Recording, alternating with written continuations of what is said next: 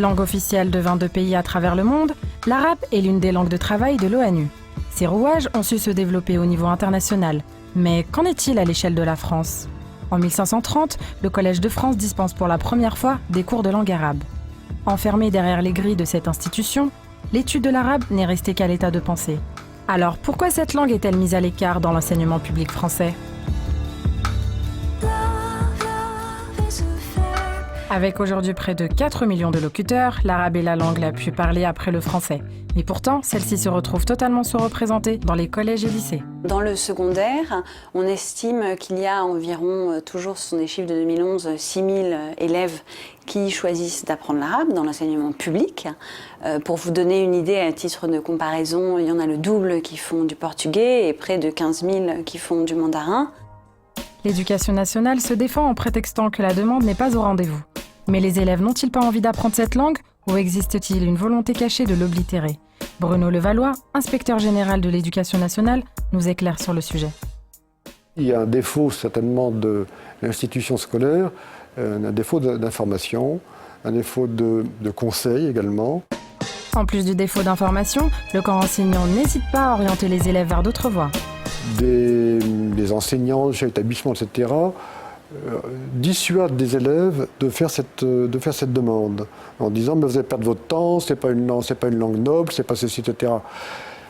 Ou s'ils le disent pas comme ça, ils font tout pour que ça revienne au même. Alors à quel niveau l'institution est-elle réticente ? Les parents ont tous la possibilité de soumettre des demandes d'ouverture de classe que les proviseurs sont libres ou non d'accepter, mais ces créations sont de plus en plus limitées. En 2012, on a vu le non-remplacement des enseignants d'arabe partant à la retraite qui influe négativement sur la création de nouveaux postes. Nous sommes allés au Collège Balzac, l'un des 3 collèges parisiens enseignant la langue arabe. La professeure Aïcha Marmouzé qui nous explique pourquoi ces classes se font rares. Le chef d'établissement est frileux par rapport à ça.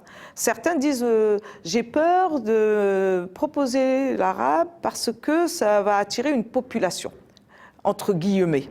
C'est quoi une population ? Ça veut dire que ce sont des Arabes. Les Arabes sont stigmatisés aux yeux de la société. Ces populations sont trop souvent assimilées à l'extrémisme religieux. La langue arabe n'a pourtant rien à voir avec la religion. Elle précède le Coran et non l'inverse. Des émeutes des Minguettes à Mohamed Merah, en passant par le 11 septembre, la couverture médiatique de ces événements a contribué à amplifier cet amalgame. Face à ce blocage, les élèves peuvent avoir recours aux rares cours du soir proposés dans certains lycées ou encore aux associations. Ces cours associatifs peuvent ou non avoir une visée confessionnelle, notamment à travers les cours coraniques. Ils semblent donc parfois assez éloignés de l'idée de laïcité prônée par l'éducation nationale. L'enseignement dans les associations, il échappe complètement à l'éducation nationale. Il échappe en termes de recrutement, il échappe en termes d'inspection au niveau des programmes. Une association, elle est libre de faire ce qu'elle veut. Dès l'instant où elle satisfait au statut, et même si elle l'enseigne de manière confessionnelle, s'ils enseignent de la religion, c'est tout à fait dans leur droit. Les candidats désirant apprendre cette langue trouvent plus facilement une place au sein des associations qui les accueillent portes grandes ouvertes. Le risque serait de créer du communautarisme et donc de renforcer le phénomène que l'éducation nationale cherche à éviter. Ces cours en association sont loin d'égaler ceux de l'enseignement public. Le programme proposé, étant trop archaïque, dissuade certains parents d'y inscrire leurs enfants. Et pourtant, on semble oublier l'importance et la place qu'elle occupe dans le supérieur. C'est d'ailleurs la seconde langue préparée au concours des grandes écoles. Son utilité n'est pas négligeable. Elle offre différentes opportunités.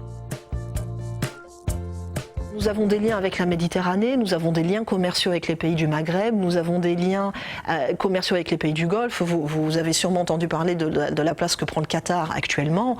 Si on veut traiter avec le Qatar, si on veut avoir de bonnes relations avec eux, je pense que le fait de savoir parler arabe rajoute quelque chose en plus. C'est ainsi qu'elle perd son statut de langue morte au profit de langue de travail, que ce soit dans l'hôtellerie, la restauration, la diplomatie ou encore le journalisme. Elle acquiert un statut, au même prix que le chinois, représentant un intérêt purement économique. On semble oublier toute la beauté de la langue arabe ainsi que l'enrichissement culturel qu'elle présente en faveur d'une bonne intégration. Il y a beaucoup de gens qui ne veulent pas voir que la France est une société multiculturelle pour le meilleur. Et quand on arrivera à accepter ça, on pourra peut-être prendre conscience aussi de ce que peut nous apporter un développement de l'enseignement de l'arabe. L'éducation nationale a rabattu un voile qu'elle ne relève qu'en matière d'intérêt économique. L'image négative dont est victime la langue arabe nécessite une nouvelle vision, devant aller au-delà des barrières.